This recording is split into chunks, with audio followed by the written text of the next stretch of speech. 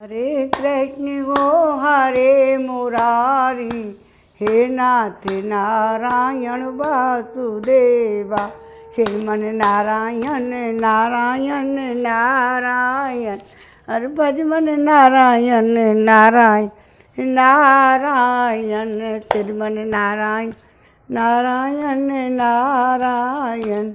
गोविंद मेरो है गोपाल मेरो है, कृपा के बिहारी नंदलाल मेरो है।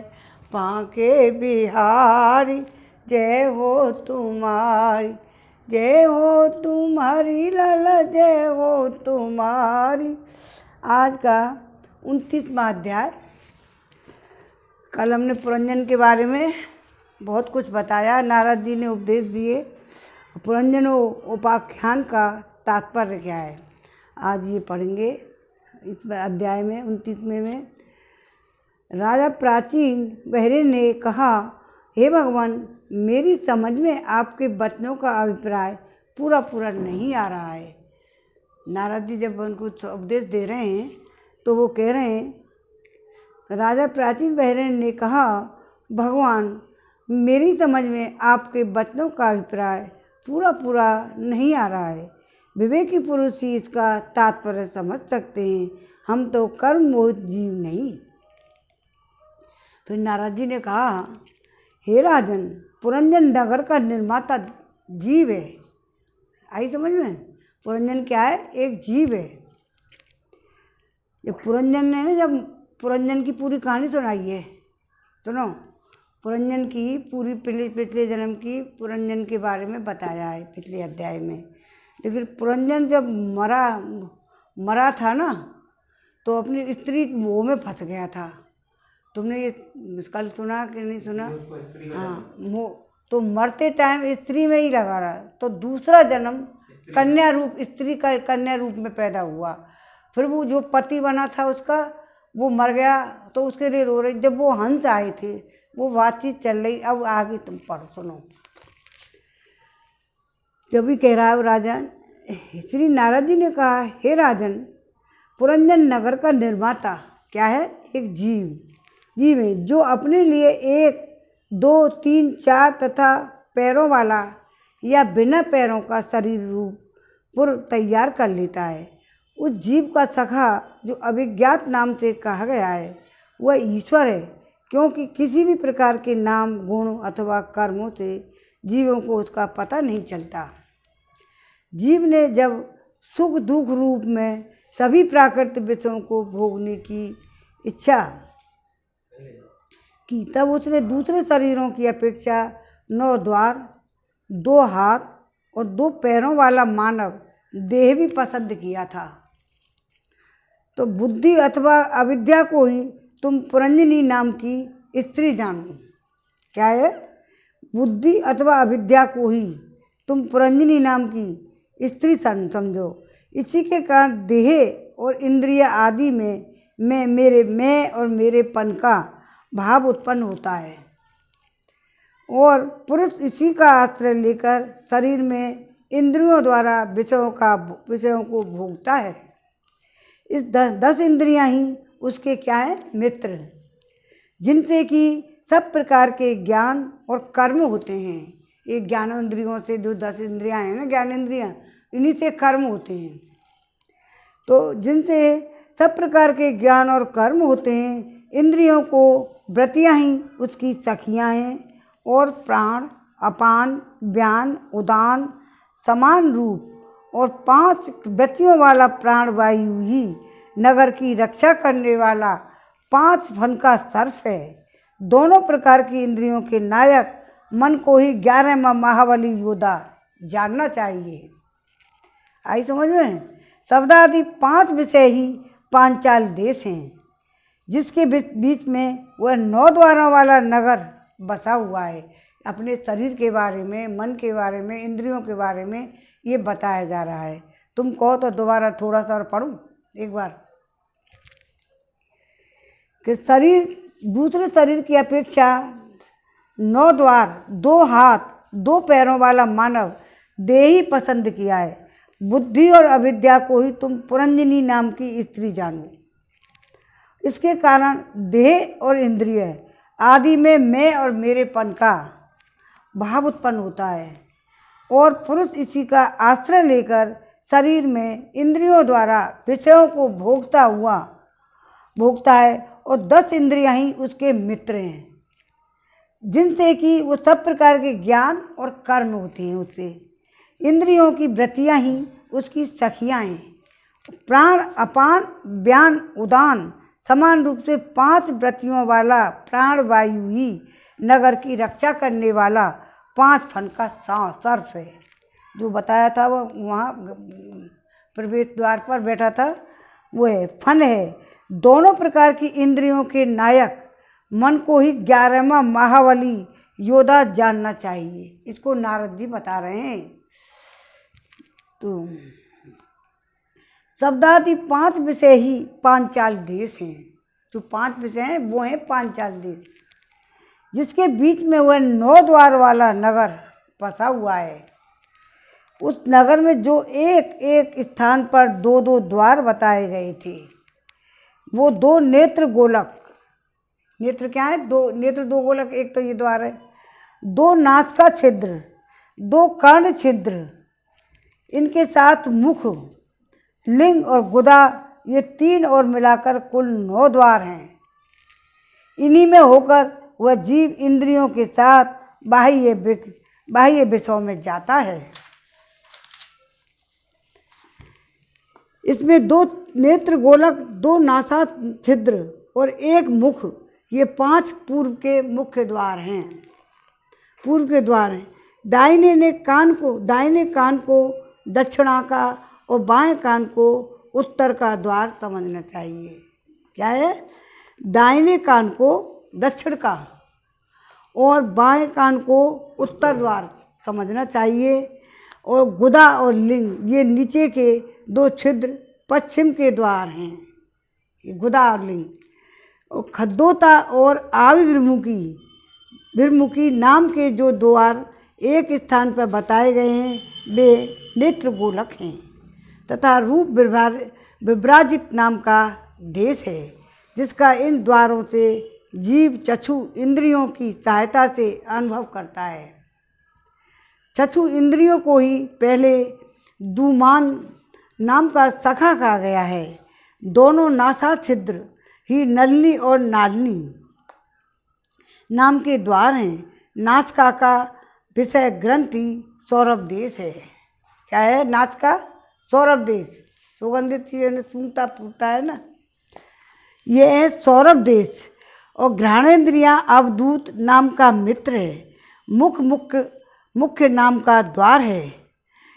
उसमें रहने वाले वागेंद्रिय विपण और रसेंद्रियाँ रसविद रसज्ञ नाम का मित्र है। वाणी का व्यापार आपन है और तरह तरह के अन्न बहुधन हैं। और दाहिना कान पितृऊ और बायां कान देवऊ। दाहिना कान क्या है? पितृऊ और बायां कान देवऊ कहा गया है। कर्म कांड रूप प्रवृत्ति मार्ग का शास्त्र, उपासना कांड रूप निवृत्ति मार्ग का शास्त्र ही क्रमशः दक्षिण उत्तर पांचाल देश है।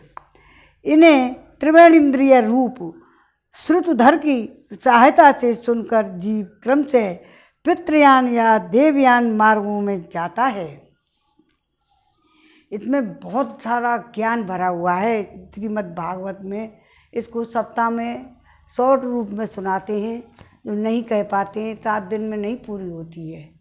कि शुरू से जब पूरा इसमें इतना ज्ञान है तो इसको पढ़ेगा और सुनेगा, उसका तो बेड़ा पार हो जाएगा।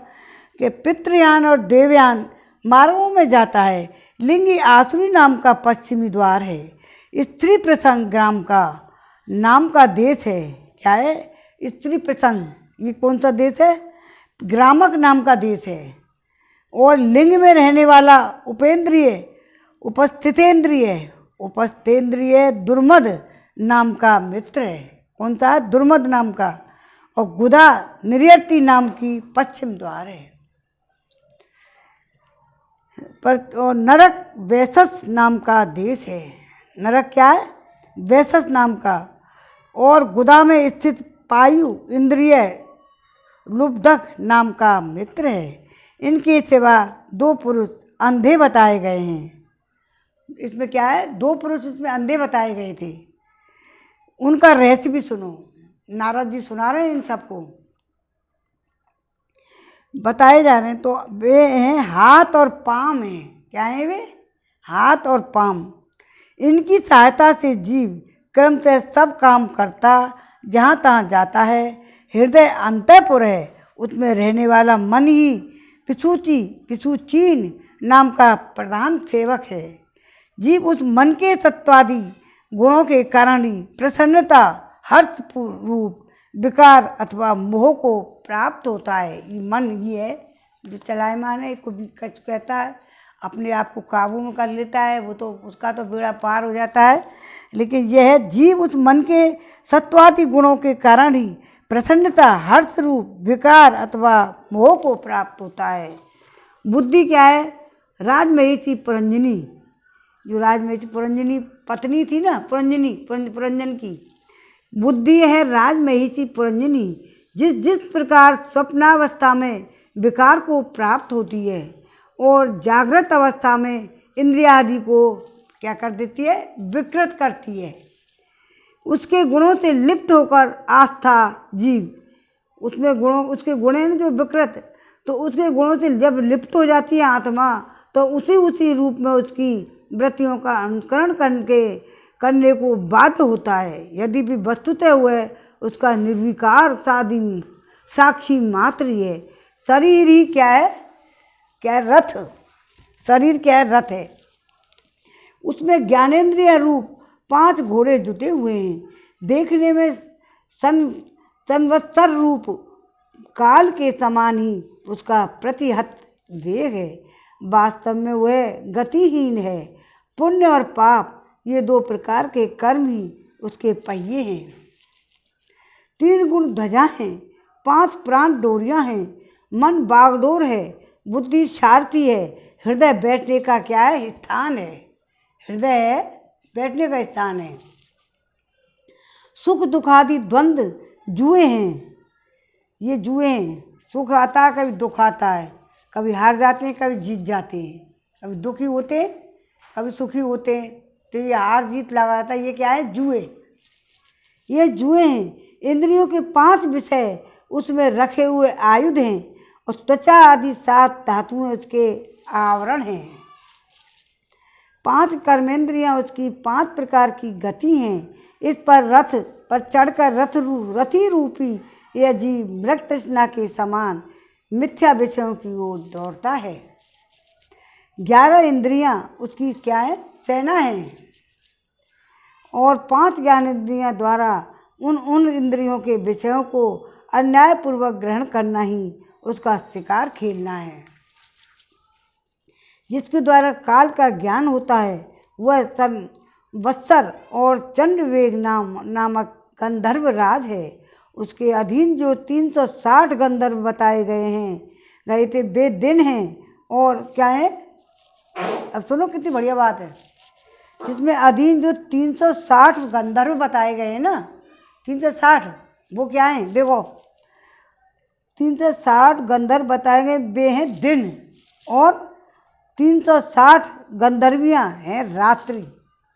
ये दिन और रात होते हैं ना, ये गंधर्व में ये है दिन रात।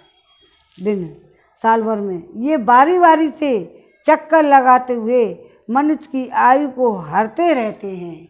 कम होती रहती है आयु, बढ़ते रहते हैं, ये अपने चलते रहते हैं। और वृद्धावस्था में ही साक्षात काल कन्या है। क्या है? वृद्धावस्था साक्षात काल कन्या है। वृद्ध हो जाते लगते ना आदमी, ये बीमारी लग गई, वो बीमारी लग गई, ये हाथ पाँव, ये है काल कन्या। काल कन्या लेके ही जाती है पीछे।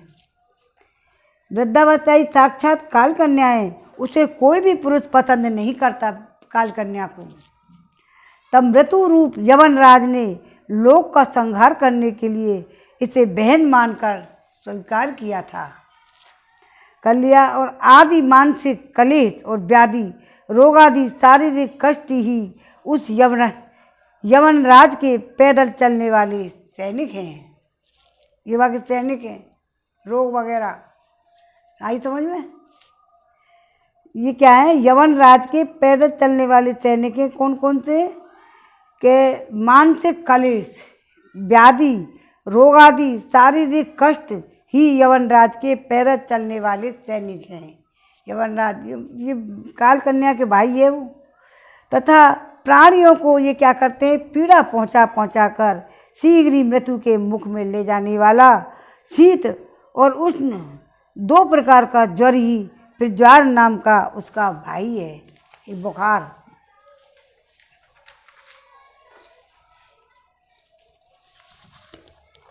अब की बार तो भयंकर ज्वर हुआ है, दुनिया खत्म है गई कोरोना। इस प्रकार ये देहाभिमानी और जीव विज्ञान से आच्छादित होकर अनेक प्रकार के आदि भौतिक आध्यात्मिक आदि दैविक कष्ट भोगता हुआ 100 वर्ष तक मनुष्य शरीर में पड़ा रहता है। वस्तुतः तो वह निर्गुण और किंतु प्राण इंद्रिय और मन को धर्मों को अपने में ही आरोपित कर मैं और मेरेपन के अभिमान से बंधकर क्षुद्र विषयों का चिंतन करता हुआ तरह तरह के कर्म करता रहता है। यह यद्यपि स्वयं प्रकाश है, तथापि जब तक सबके परम गुरु आत्मस्वरूप श्री भगवान के स्वरूप नहीं जानता तब तक प्रकृति के गुण में ही बंधा रहता है। उन गुणों का अभिमानी होने से वह निर्विवश होकर सात्विक राजस और तामस कर्म करता है और उनके कर्म के अनुसार भिन्न भिन्न योनियों में उसको जन्म लेना पड़ता है। वह कभी तो सात्विक कर्मों द्वारा प्रकाश बहुल स्वर्ग आदि लोक प्राप्त करता है, कभी राजसी कर्मों के द्वारा दुख में रजोगुणी लोकों में जाता है, जहाँ उसे तरह तरह के कर्मों का कलेश उठाना पड़ता है, और कभी कभी तमोगुणी कर्मों के द्वारा शोक बहुल तमोमयी योनियों में जन्म लेता है। इस प्रकार अपने कर्म और गुणों के अनुसार देव योनि, मनुष्य योनि, पशु योनि, पक्षी योनि में जन्म लेकर वह अज्ञानांध जीव कभी पुरुष कभी स्त्री कभी नपुंसक भी होता है। जिस प्रकार बेचारा भूख से व्याकुल कुत्ता दर दर भटकता हुआ अपने प्रारब्ध अनुसार कहीं डंडा खाता है कहीं भात खाता है, उसी प्रकार जीव चित्त में नाना प्रकार की वासनाओं को लेकर ऊंचे नीचे मार्ग से ऊपर नीचे अथवा मध्य के लोकों में भटकता हुआ अपने कर्मानुसार सुख दुख भोगता रहता है। आदि दैविक आदि भौतिक आध्यात्मिक इन 3 प्रकार के दुखों में से किसी भी प्रकार की एक से जीव का सर्वथा छुटकारा नहीं हो सकता। यदि कभी वैसा जान पड़ता है तो वह केवल तात्कालिक निवृत्ति ही है। वह ऐसी ही है जैसे कोई सिर पर भारी बोझ दे ढोकर ले जाना पुरुष उसे कंधे पर रख ले। इसी तरह सभी प्रतिक्रिया दुख निवृत्ति जाननी चाहिए। यदि किसी उपाय से मनुष्य एक प्रकार के दुख से छुट्टी पाता है तो उसका दूसरा दुख आकर उसके सिर पर सवार हो जाता है। शुद्ध हृदय नरेंद्र, जिस प्रकार स्वप्न में होने वाला स्वप्नांतर उस स्वप्न से सर्वथा छूटने का उपाय नहीं है, उसी प्रकार कर्म फल भोग से सर्वथा छूटने का उपाय केवल धर्म कर्म नहीं हो सकता, क्योंकि कर्म और कर्म फल भोग दोनों ही अविद्या युक्त होते हैं।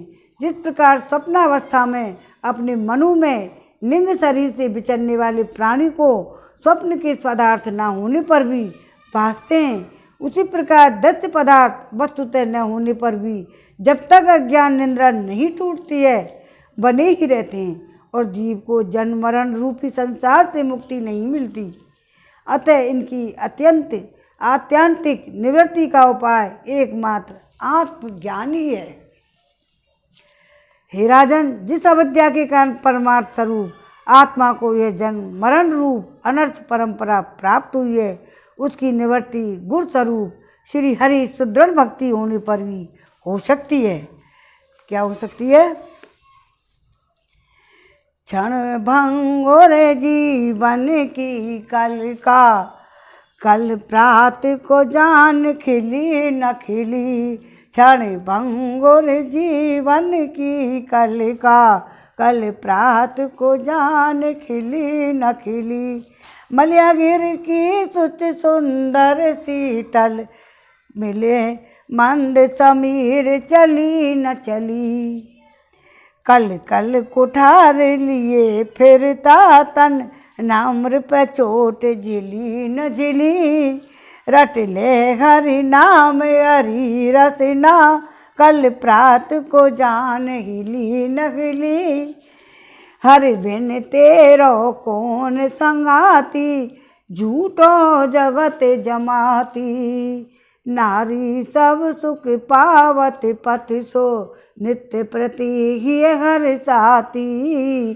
धनबल प्राण घटे सब सोई, नारी कलहु करत दिन राती। भले दिनन के साथी सब हैं, भले दिनन के साथी सब हैं। बंधु सखा सुत नाती, बुरे दिनन के कोई बात न पूछत, बनत प्राण के घाती। बुरे दिनन की कोई बात न पूछत, बनत प्राण के घाती। कंचन द्वार हजारन झूमत, है हाथिन की पाती। काम करत जब अपनों के रो, संपत साथ न जाती। काम करत जब अपनों के रो, संपत साथ न जाती। अभियोग जतन कछु कर ले, फिर करियो के ही बाती। जब चेतन सत भेद न रही है, बुझे है जीवन बाती। हर बिन तेरो कौन संगाती, प्राणी बजले हर को नाम। काम तेरे कोई न आवे गो, प्राणी बजले घर को नाम। काम तेरे कोई न आवे गो। हे राजन, जिस अविद्या के कारण परमार्थ स्वरूप आत्मा को यह जन्म मरण अनर्थ परंपरा प्राप्त हुई है, उसकी निवृत्ति गुरु स्वरूप श्री हरि में सुदृढ़ भक्ति होने पर ही हो सकती है। भगवान वासुदेव में एकाग्रता पूर्वक सम्यक प्रकार से किया हुआ भक्ति भाव ज्ञान और वैराग्य का आविर्भाव कर देता है। हे राजर्षि, यह भक्ति भाव भगवान की कथाओं के आश्रित रहता है। इसलिए जो श्रद्धापूर्वक उन्हें प्रतिपादन और प्रतिदिन सुनता है, या पढ़ता है, उसे बहुत शीघ्र ही इसकी प्राप्ति हो जाती है। राजन, जहाँ भगवत गुणों को कहने और सुनने में तत्पर विशुद्ध चित्त भक्तजन रहते हैं, उस साधु समाज में सब ओर महापुरुषों के मुख से निकले हुए श्री मधुसूदन भगवान के चरित्र रूप शुद्ध अमृत की अनेक नदियाँ बहती रहती हैं। जो लोग अतृप्त चित्त से श्रवण में तत्पर अपने कर्ण कोहरों द्वारा उस अमृत का छक्कर पान करते हैं, उन्हें भूख प्यास भय शोक मोह आदि कुछ भी बाधा नहीं पहुंचा सकते। हाय स्वभाव से ही प्राप्त होने वाले इन क्षुधा पिपासा आदि विघ्नों से सदा घिरा हुआ जीव समुदाय श्री हरि के कथा अमृत सिंधु से प्रेम नहीं करता। साक्षात प्रजापतियों के प्रजापति ब्रह्मा जी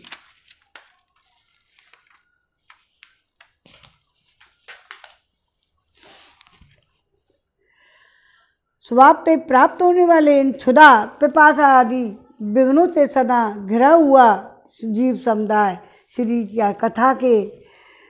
कथा अमृत सिंधु से प्रेम नहीं करता।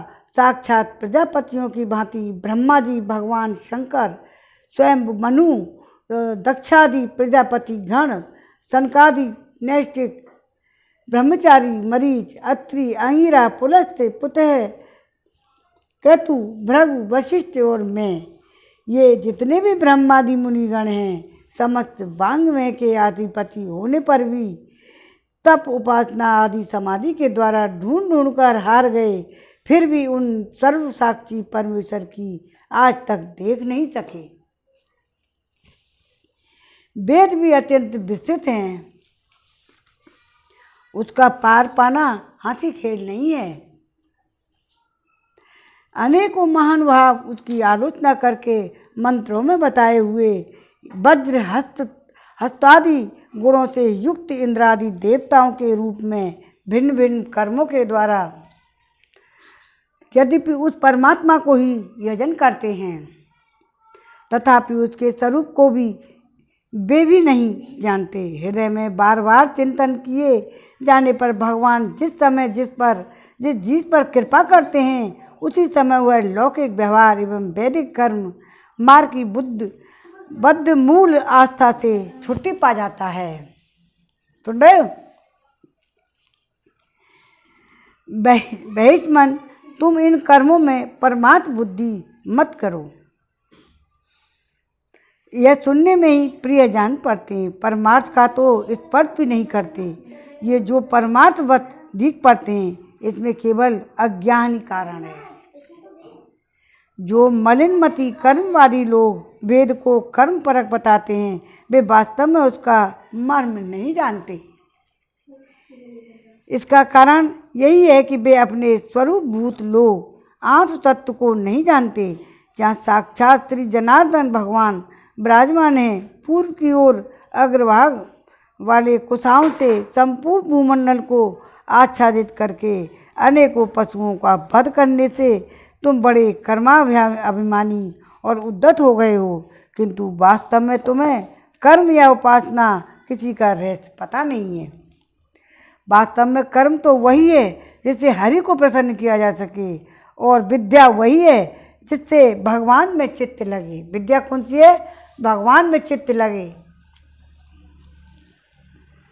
श्री हरि संपूर्ण देहधारियों के आत्मा, नियामक, स्वतंत्र कारण है, अतः उनके चरण तल ही मनुष्यों के एकमात्र आश्रय हैं। उन्हीं से संसार में सबका कल्याण हो सकता है। जिससे किसी को अणु मात्र भी भय नहीं होता, वही उसका प्रियतम आत्मा है।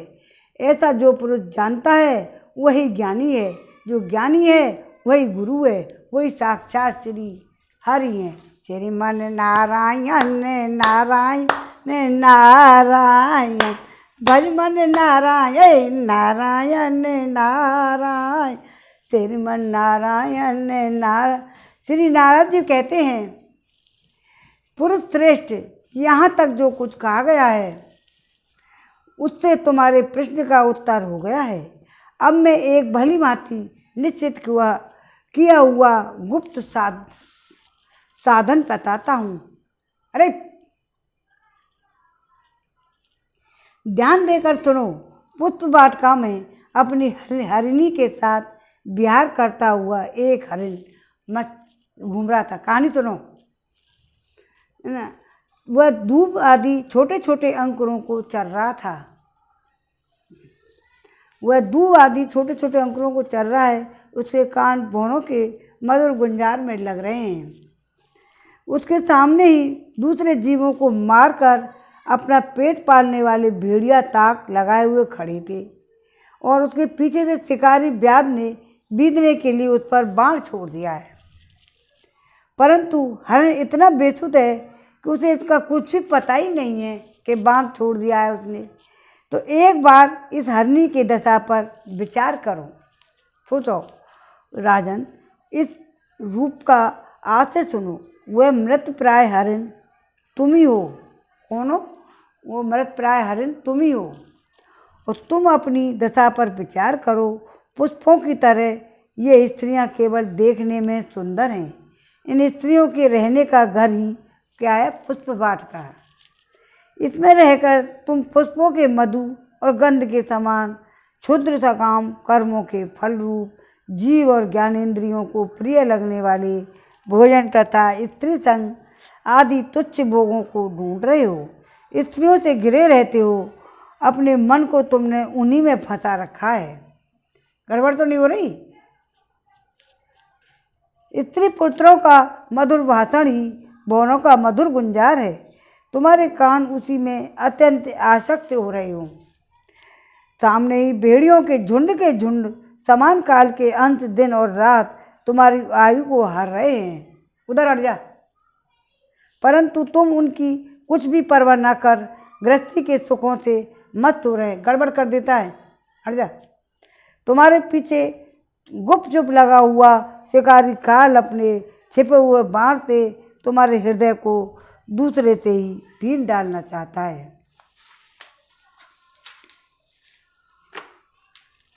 इस प्रकार अपने को मृग की सी स्थिति में देखकर तुम अपने चित्त को हृदय के भीतर निरुद्ध करो और नदी की भांति प्रवाहित होने वाली त्रिवेंद्रियों की बाह्य वृत्ति को चित्त में स्थापित करो, अंतर्मुखी करो। जहाँ कामी पुरुषों की चर्चा होती रहती है उस गृहस्थाश्रम को छोड़कर परमहंसों के आश्रय श्री हरि को प्रसन्न करो और क्रमशः सभी विषयों से व्रत हो जाओ।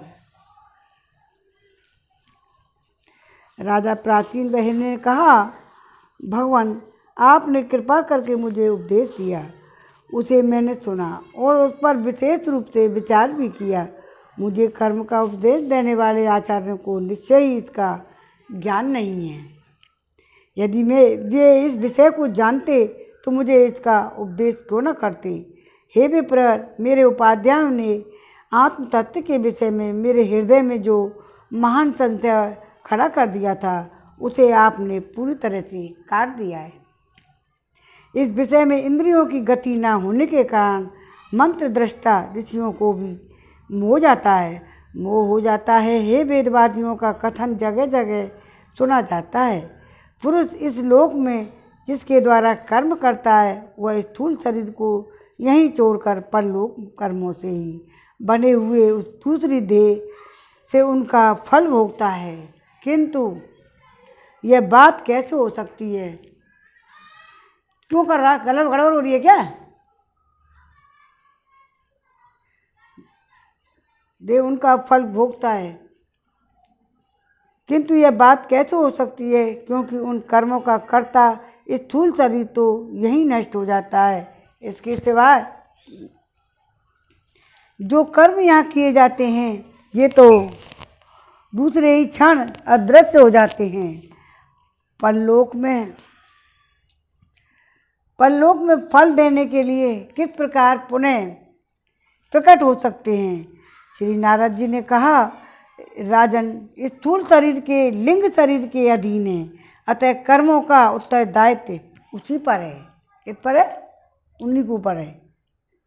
जिस मन प्रधान लिंग शरीर को सहायता से मनुष्य कर्म करता है वह तो मरने के बाद भी उसके साथ रहता ही है। अतः वह परलोक में अपरोक्ष रूप से स्वयं उसी के द्वारा उनका फल भोगता है। स्वप्नावस्था में मनुष्य इस जीवित शरीर का अभिमान तो छोड़ देता है, किंतु इसी के समान अथवा इससे भिन्न प्रकार के पशु पक्षी आदि शरीर से वह मन में संस्कार रूप से स्थित कर्मों का फल भोगता रहता है। इसके मन के द्वारा जीव जिन स्त्री पुत्रादि को ये मेरे हैं और देहादि को ये मैं ही हूँ ऐसा कहकर मानता है, उनके किए हुए पाप पुण्य आदि रूप कर्मों को भी वो अपने ऊपर ले लेता है। उनके कारण इसे व्यर्थ जन्म लेना पड़ता है। जिस प्रकार ज्ञानेंद्रियां कर्मेंद्रियां दोनों की चेष्टा से उनके प्रेरक चित्त को अनुमान किया जाता है, उसी प्रकार चित्त की भिन्न भिन्न प्रकार की वृत्तियों से पूर्व जन्म के कर्मों का भी अनुभव होता है।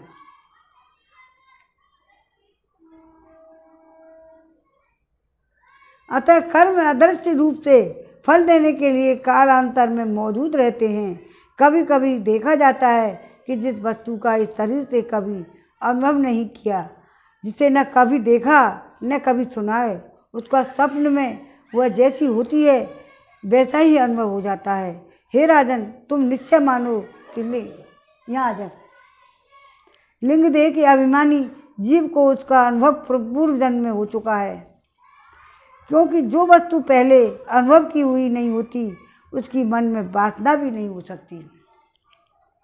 राजन, तुम्हारा कल्याण हो मन ही मन मनुष्य पूर्व रूपों की जो भावी शरीर आदि को भी बता देता है कि जिनका भावी जन्म होने वाला नहीं होता है, उन तत्ववेताओं की विधेय मुक्ति का पता भी उनके मन से ही लग जाता है।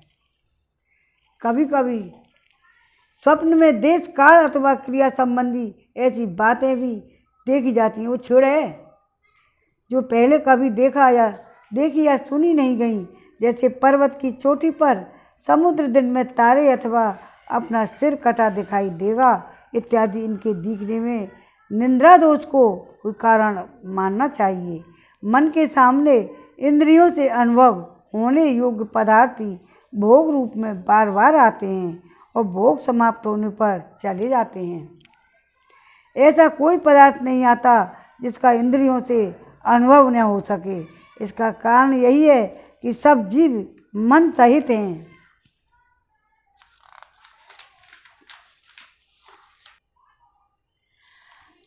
साधारणतः तो सब पदार्थों का क्रमशः ही भान होता है, किंतु यदि किसी समय विक्षंत तन में लगा हुआ भगवान में लगा हुआ मन विशुद्ध सत्व में स्थित हो जाए तो उसमें भगवान का संसर्ग होने से एक साथ समस्त विश्व का भी भान हो सकता है।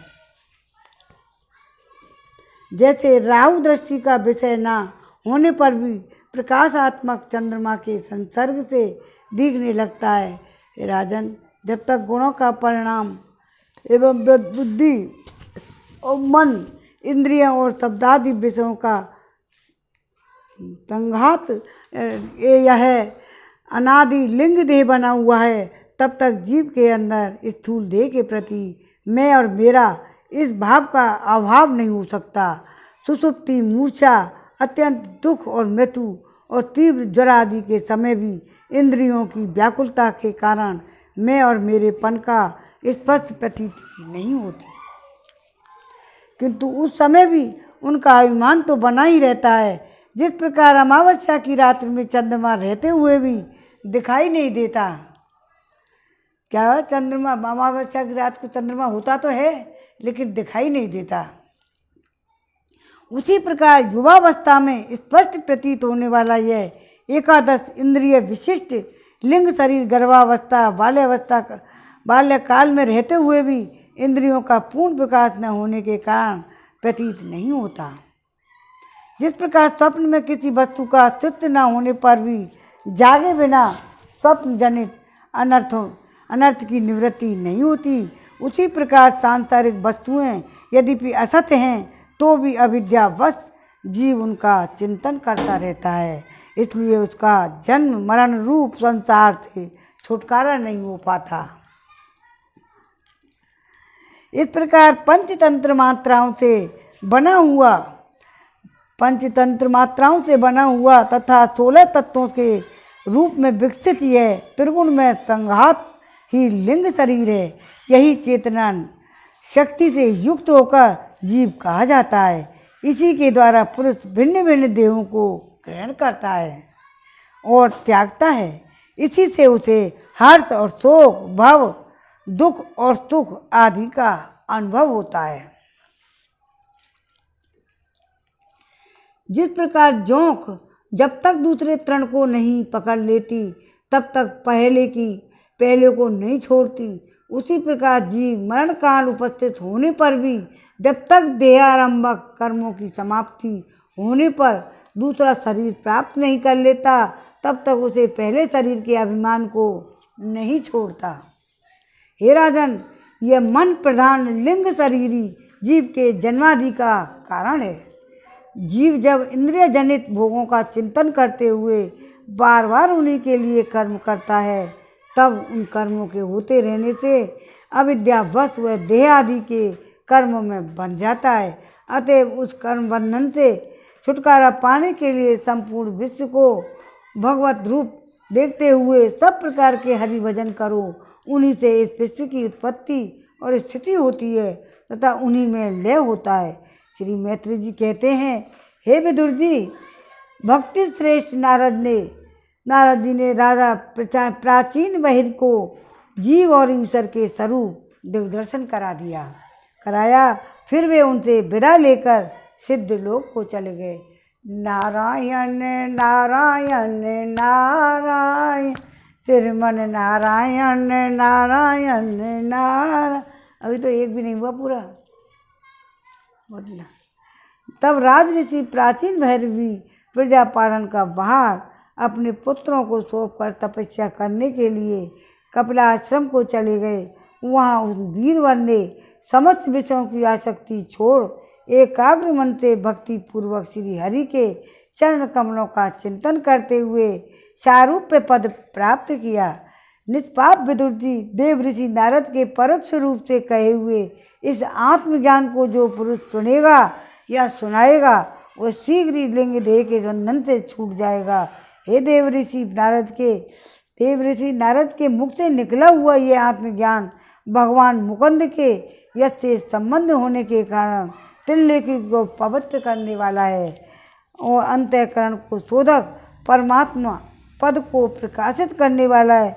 जो पुरुष इसकी कथा सुनेगा और समस्त बंधनों से मुक्त हो जाएगा, फिर उसे इस संसार चक्र में नहीं भटकना पड़ेगा। विदुर जी गृहस्थाश्रमी पुरंजन के रूप में परोक्ष रूप में कहा हुआ अद्भुत आत्मज्ञान मैंने गुरु जी को कृपा से प्राप्त किया था। इसका तात्पर्य समझ लेने से बुद्धि युक्त जीव का देहाभिमान निवृत्त हो जाता है तथा उसका परलोक में जीव किस प्रकार कर्मों का फल भोगता है यह संशय भी मिट जाता है। आज बहुत बड़ा प्रसंग था, इसलिए आज यहीं विराम देते हैं। कल पढ़ेंगे दूसरा 30वां प्रचेताओं को श्री विष्णु भगवान का वरदान। आरती हो जाए। चलो।